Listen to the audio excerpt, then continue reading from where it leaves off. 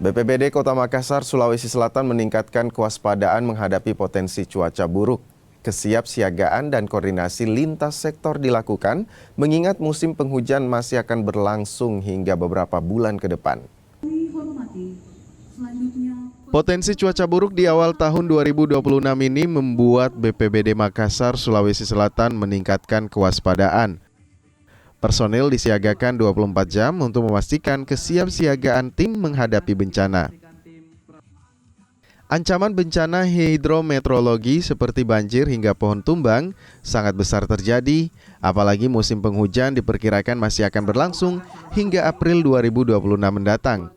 Selain personil BPBD, koordinasi lintas sektor juga dilakukan untuk memantau kondisi daerah rawan bencana.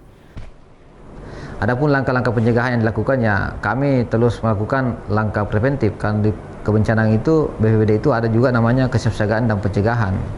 Nah, hal-hal pembersihan seperti drainase, pembersihan sungai, normalisasi pantai, pemangkasan pohon tumbang, serta mengaktifkan kelurahan tangguh bencana agar kesiapsiagaan mulai dari masyarakat tingkat bawah. Karena sebenarnya masyarakat yang perlu masyarakat itu bukan cuma sebagai objek, tetapi subjek juga. Artinya dia turun langsung dengan kolaborasi dengan kami untuk segera ikut serta dalam hal pencegahan seperti mitigasi dan sebagainya. Di Makassar, sejumlah kecamatan jadi langganan bencana termasuk banjir. Daerah tersebut masing-masing Kecamatan Manggala, Kecamatan Biringkanaya, Kecamatan Tamalan Rea, dan juga Kecamatan Panakukang.